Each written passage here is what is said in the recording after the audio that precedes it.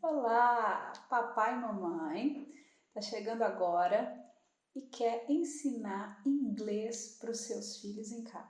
Só que tá um pouco inseguro, tá um pouco insegura e gostaria de dar uma revisada, né, no vocabulário básico antes de começar a ensinar em casa para os seus filhos. Para isso que eu tô aqui hoje, tá? Esse projeto se chama Aprender para Ensinar. Ele é do Very Young Learners, o nosso site de educação para os pais que querem se tornar professores de inglês dos seus filhos pequenos. Porque a gente sabe que ninguém conhece melhor o seu filho do que você. E com a didática certa, com as dicas certas, com o foco certo, você provavelmente vai ter muito sucesso ensinando inglês para o seu filho. Tá? Mas é muito importante você estar seguro de que o seu inglês tá legal, né? Que você tem o básico para passar. E é para isso que a gente está aqui hoje.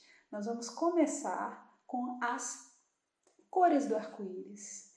Todas as escolas de inglês para criança, esse costuma ser o primeiro tópico, porque as crianças adoram cores, as crianças adoram arco-íris.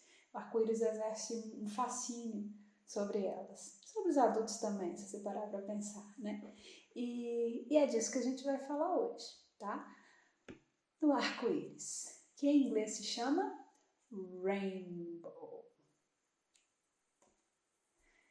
Rainbow que vem de rain, que é chuva, bow, que é arco. Rainbow, arco de chuva. Por favor, repita as palavras sempre que eu te der um tempinho. Não tenha vergonha. Quanto mais você praticar, mais fácil vai ficar, tá? Rainbow. Isso aí. Muito bem. As cores que compõem um rainbow são 6.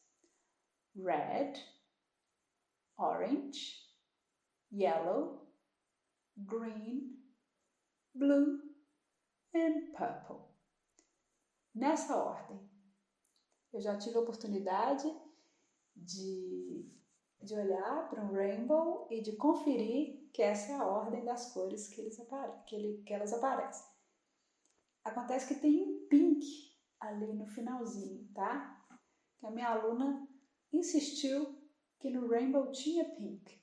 E agora eu tenho que confirmar, eu tenho que concordar com ela. Tem mesmo um pink no rainbow. Então, se você quiser acrescentar o pink, fique à vontade, tá? Então, as cores que compõem o arco-íris, elas também podem nos ajudar com a pronúncia de determinadas letras, de determinados sons que vão aparecer em várias outras palavras. E é disso que nós vamos falar hoje, tá? 5 cores e 5 dicas de pronúncia. Então, por exemplo, você tem o red, né? O som do R no inglês, quando o R está no começo de uma palavra, ele sempre é como sabe a pessoa do interior de São Paulo ou do sul de Minas que fala porta?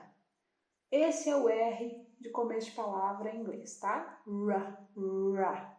Você não vai encontrar isso quase no resto do Brasil, mas no inglês, toda vez que você tiver um nome, um substantivo, o que seja, que comece com R, é ra, tá? Meu nome é Roberta, então a gente tende a começar as palavras com ra, mas em inglês é o quê?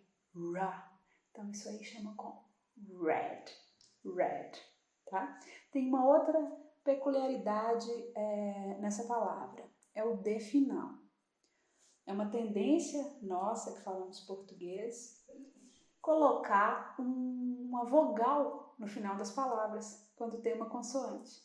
A gente se sente um pouco incomodado de terminar uma palavra no ar, no caso red.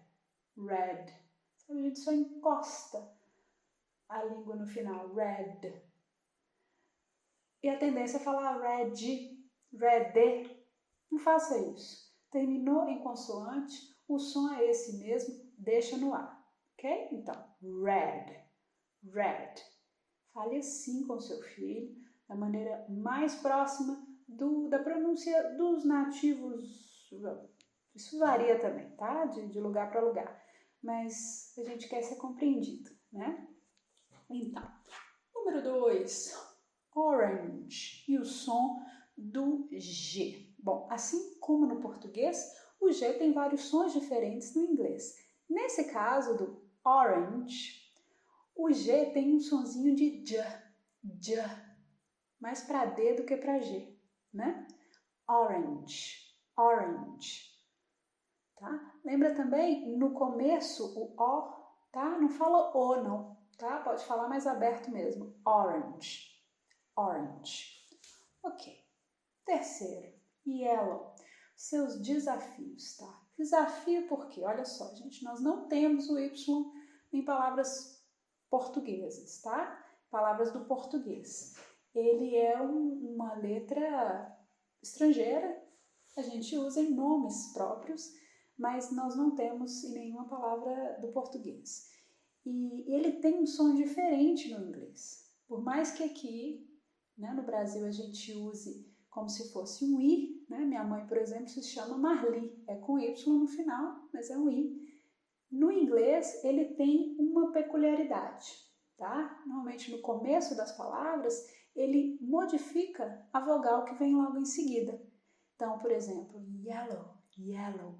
O som do Y não é I, o som do Y é ia, ya, tá? Então, você tem também na palavra you, você, na palavra young, que é jovem, tá? Yesterday, tá? Não é yesterday, é yesterday, yesterday. Então é importante lembrar que quanto mais próximo a gente falar da forma como eles falam, mais fácil vai ser para as pessoas nos entenderem e para o seu filho ser entendido quando ele falar inglês. E mais uma coisa sobre o Y.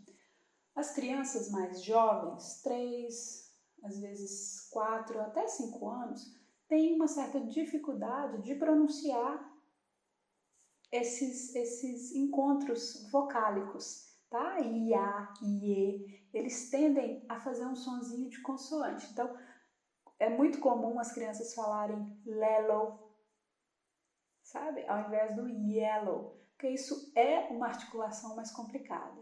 Mas isso é questão de tempo, tá?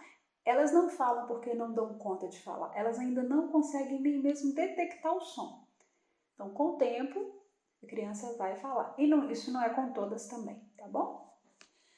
Muito bem, vamos para o green. Green e o E dobrado, né? Que aqui também tem tree e three. Nós vamos falar desse TH aqui logo muito em breve.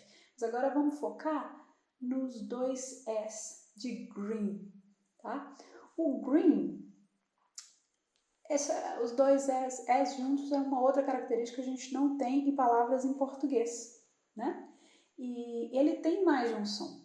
Não é sempre esse som do green, não. Tem também B, que é mais pro I. Mas nós não vamos preocupar com isso agora, tá? Para lembrar que a cor verde é green e que tem aquele detalhe aqui no fim da palavra também, do N, que a gente tem que deixar no A o som da consoante. Não fala green, greeny, né? Green, green. E quinto, the sky is blue. Blue costuma ser a primeira cor que as crianças aprendem, primeira cor que elas se lembram, favorita de muitas. E esse sonzinho aqui, se não me engano, foi uma herança do francês, blue, tá? Então aqui eu tenho algumas outras palavras que terminam com esse mesmo som. Glue, que é cola, clue, que é pista, né? Uma pista, tipo de investigação, encontrei uma clue, e queue, que é fila de supermercado, por exemplo. Todas essas terminam no mesmo som que o blue, ok? Mas tem mais uma coisa, hein, gente? O blue, além da cor, ele também significa outras coisas. Blue também significa triste, né? I feel blue. É o mesmo que falar que eu não estou muito bem, não. Estou meio deprê. E o blues, né? É um estilo de música iniciado no sul dos Estados Unidos por americanos afrodescendentes no final do século XIX, tá? Mas é claro, a gente pode falar disso numa outra oportunidade.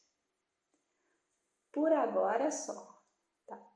Vai lá, toma uma água e volta, que na próxima a gente vai falar de números e como pronunciar os números em inglês, ok? Até já!